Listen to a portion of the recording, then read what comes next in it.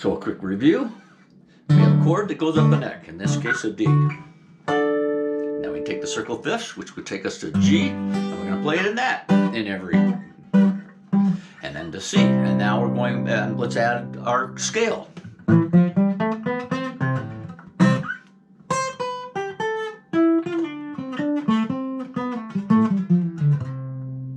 Okay, and then we're going to go to an F, and we're going to also realize that we got the scale steps, which are modes. I don't play it like my Aunt Lucy, the 7 steps of a scale. Ionian, Dorian, Phrygian, Lydian, Mixolydian, Aeolian, Locrian, and then you're back to the root. Okay? And those chords all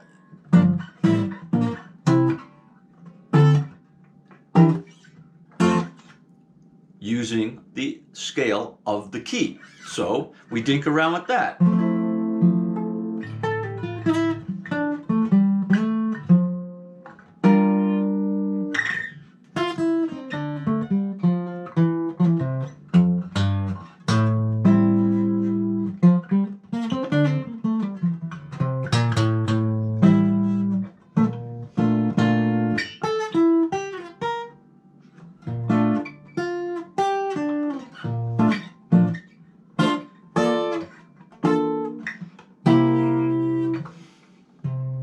Still playing that same key, which is in this case F, where we were. Now we're at the Mixolydian, which is 5, which is a C7 chord, but still playing the F major scale. Right? And we dink around with those, with that chord.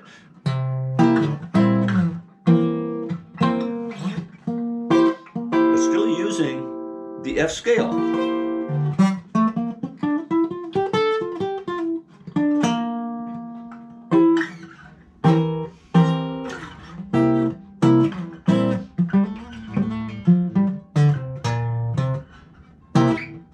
You get what I'm going to?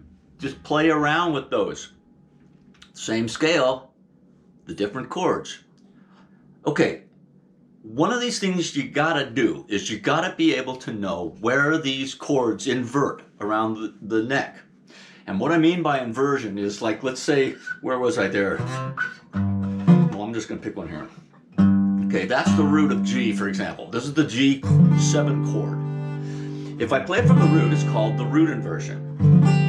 If I play it from the third, which in this case is B, G, B, and D, F are the notes involved in a G7th, then that would be the first inversion. If I play it from the fifth, which is a D,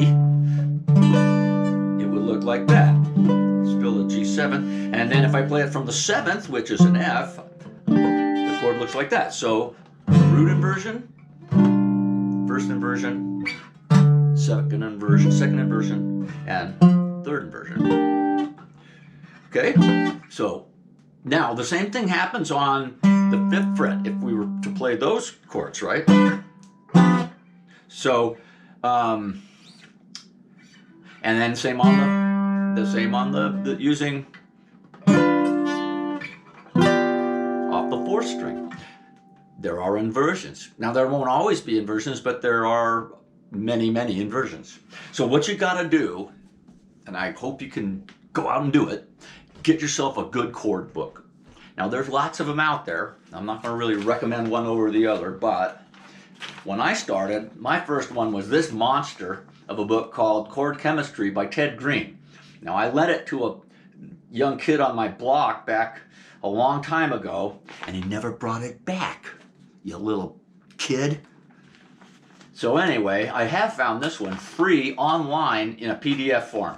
Now, that Ted Green dude, he was something. And he wrote every single chord that could possibly be imagined by hand. These are all the A's, A minors, A6, etc., etc. 110 pages of A's. So if you get something and you learn all those 110 forms of A, you still got to change it to all the different keys. So you put then you go put them all in D, and then you go put them all in G, and then you put them all in C, and then you put them all in F, and then you put them all in B flat, etc., etc. But that's a good exercise. This is a book that I really like, and it is called the Mel Bay Complete Book of Guitar Chords, Scales, and Arpeggios. It has a really cool D'Angelico jazz guitar on there. And let me remind you, the formula for guitars is G plus 1 equals G.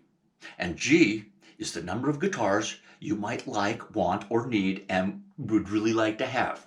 So if you have one extra of these D'Angelico jazz guitars, please feel free to send it to me. And then my G plus 1 will have one more G. Okay, the reason I like these, it does have scales and arpeggios of all kinds, but it also runs through the chords like this. Melody chords, inside chords, bottom chords. What he does, like this for example, is a D minor 7 flat 5 chord, which, by the way, is Locrian, a diminished, which is this chord here.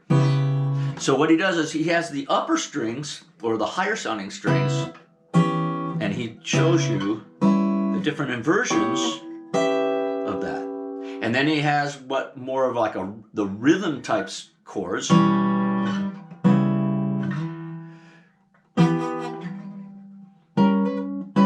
Yeah, sorry, let's see.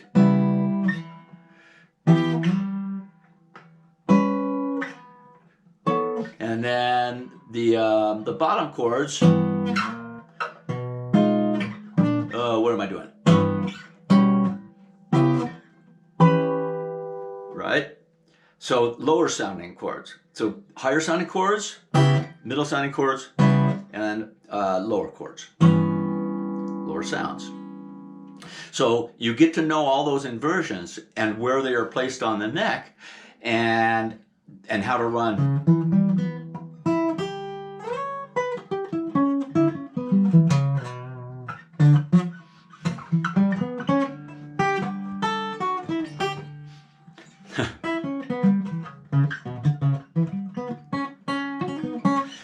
And then you learn how to run scales and how to run arpeggios. Those were arpeggios, for example.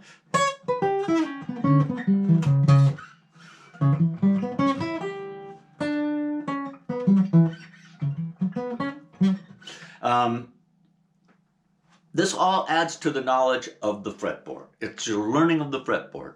You got to get some books to help you find those inversions and where they're located. One last book I want to show you here is a book that some guy gave me, a friend of mine, and it is Guy's Grids.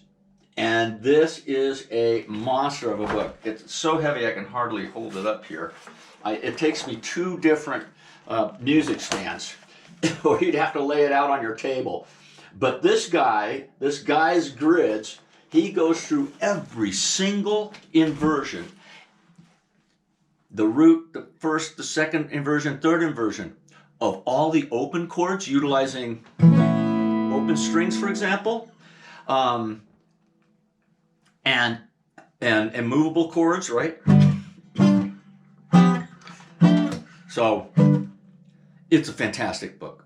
I've only been through it once, and I'm gonna have to go through it 4 or 5 times to try to digest even a fraction of what's there. Now that's 3 sources that you could look at.